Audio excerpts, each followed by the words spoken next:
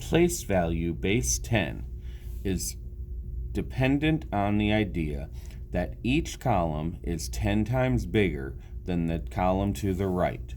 The tens column is 10 times bigger than the ones. That means that it takes 10 $1 bills to equal one $10 bill.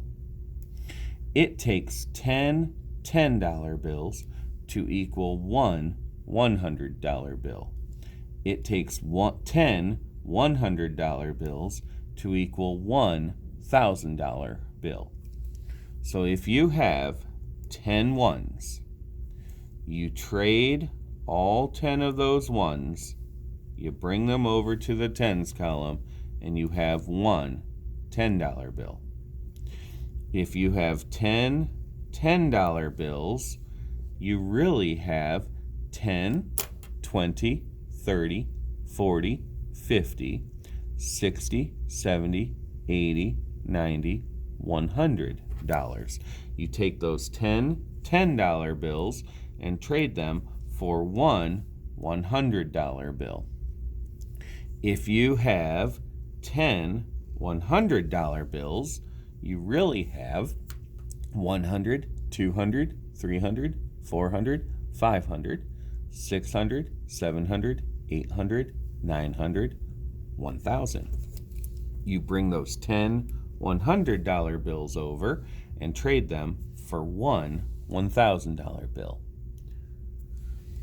You will see questions that say things like, you have 13 hundreds, 12 tens, and 5 ones. In your wallet, you have 13 $100 bills. You have 12 $10 bills. You have 5 $1 bills. How much money do you have? When you see this problem, start with the ones column, work right to left, just like you do when you add and subtract numbers. Okay? 5 ones. That one's pretty straightforward. It's a 5. What digit is it? 5. What column is it? 1. Its value is 5 ones, $5. Straightforward. The next one, though, is 12 tens. So, what digit is it? It's actually 2 digits, 12. What column is it? Tens. So, if you were to write the 12 in the tens column, you should know that that is a problem. You can only put one digit in each column. That's why when you have 10 ones, you have to trade for one 10. When you have 10 tens, you have to trade for one 100 because you can only have one digit in each column. You cannot have 2 digits. So how do we get rid of these 2 digits? It's similar to when you add. You take the digit in the ones column on the right, the 2, and you're going to write that in the column that you're in this case, the tens column. And what do you do with this column right here? You carry it to the next column over there. 12 $10 bills. You're going to break that up into 10 plus 2. So you still have 12 $10 bills. 2 of them stay in this column. But that group of 10 that you have must be traded for one $100 bill. We're done with the tens now because 12 tens would be 10, 20, 30, 40, 50, 60, 70, 80, 90, 100, 110, $120.